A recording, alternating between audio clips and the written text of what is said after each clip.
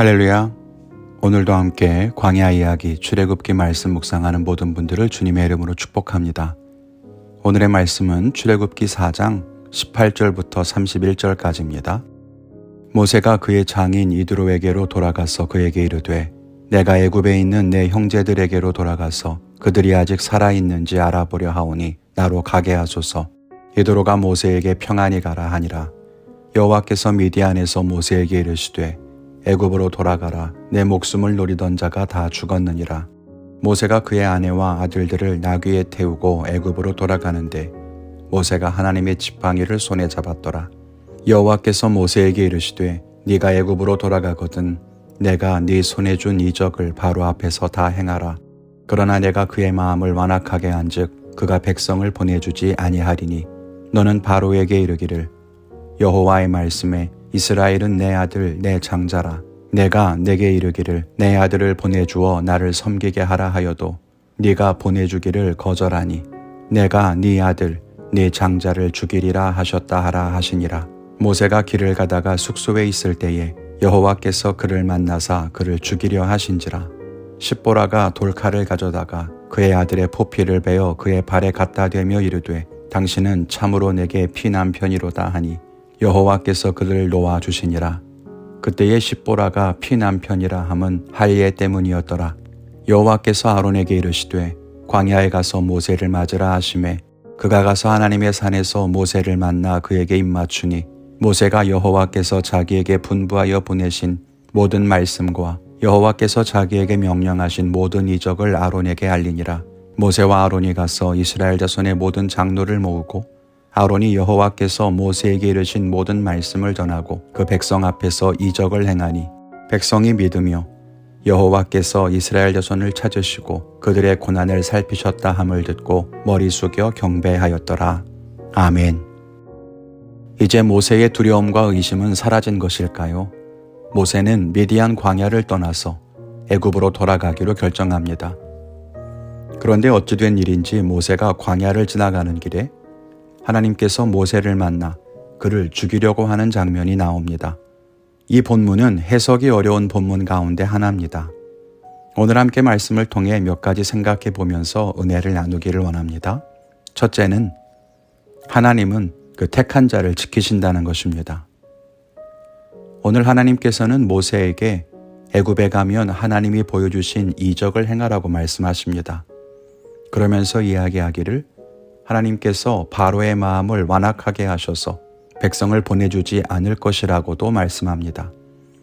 하나님의 계획과 인도하심과 분명한 뜻이 있었지만 또 그 일들을 막으시는 것도 하나님의 계획 가운데 포함되어 있는 것처럼 보입니다.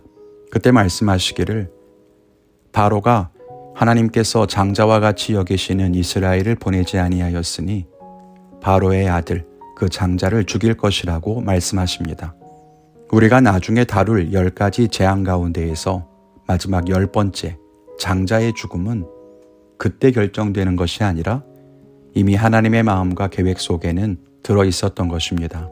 하나님께서 이스라엘을 장자와 같이 여기신다는 것, 그 사실이 우리들에게는 큰 위로가 됩니다. 하나님은 그의 사랑하는 자들, 그가 택하신 자들을 반드시 지키시고 보호하십니다. 그것이 하나님의 은혜입니다. 우리가 비록 하나님을 떠날 때가 있어도 또 비록 믿음의 길을 걷다 넘어질 때가 있어도 하나님은 반드시 우리를 기억하시고 우리를 지키실 것입니다. 둘째는 하나님은 정확하게 행하신다는 것입니다. 말씀드린 것처럼 하나님이 모세를 죽이려고 하신 장면은 해석이 참 어려운 본문입니다. 연관성도 없어 보이고 앞의 단락과의 연결고리도 부족해 보입니다. 이때 모세의 아내인 십보라는 돌칼로 그의 아들의 포피를 베어서 모세의 생명을 건집니다. 26절에 보면 할례 때문이라고도 합니다. 이 장면에 대해서 어떤 학자는 모세가 살인한 이후에 광야로 도망친 것을 도피성에 비유하기도 합니다. 이 도피성은 죄인들이 부재 중에 죄를 지었을 때에 도망쳐 목숨을 건질 수 있는 곳이었습니다. 그래서 모세가 도피성과 같이 여겼던 미디안 광야를 떠날 때에 애굽으로 가는 길에 그가 도피성을 빠져나온 것처럼 목숨을 보존할 수 없다는 것을 주장합니다. 그리고 그의 아내가 아들의 포피를 베어서 할례를 통해 모세의 죄값을 대신 치루었다고 표현하기도 합니다. 분명한 것은 알 수 없지만 모세는 자기 죄로 인해 도피했던 미디안을 떠나서 다시 애굽의 자리로 돌아가려고 하는데 하나님 앞에서 무언가 자기의 과거를 청산하고 새로운 사명으로 나아가야 할 필요가 있었던 것 같습니다. 그 전환점이 바로 오늘의 사건인 거죠. 모세가 자기 아들에게 할례를 행함으로써 이제 모세의 가족들은 하나님의 약속의 후손인 이스라엘의 범주에 들어왔다, 이렇게 말하는 사람도 있습니다. 아무튼 하나님께서는 모세의 과거 때문이든지 그의 자녀 때문이든지 분명히 모세에게 그 뜻을 행하신 후에야 모세를 애굽으로 내려보내셨습니다. 하나님은 결단코 죄와 허물을 덮어놓고 간과하시는 분이 아니십니다. 그 백성들을 사랑하시지만 정확하게 원칙과 기준에 따라 일하시고 구원하시죠. 예수님이 우리의 죄를 대신해서 십자가에서 죽으셔야만 했던 이유도 바로 이런 이유 때문입니다. 그냥 덮어놓고 용서하신 것이 아니라 예수님의 피값을 통해 정확하게 우리의 죄값을 치르셨던 것입니다. 우리 사랑하는 성도님들이 이 하나님의 은혜와 하나님의 행하심 사이에서 더욱 놀라운 축복을 누리시기를 주님의 이름으로 축복합니다. 오늘 저는 회개하지 않은 죄가 있는가 돌아보며 저의 약함을 고백하며 회개하겠습니다. 여러분의 결단은 무엇입니까? 하나님 안에서 오늘도 그 뜻을 따라 살아가는 귀한 하루가 되시기를 바랍니다. 감사합니다.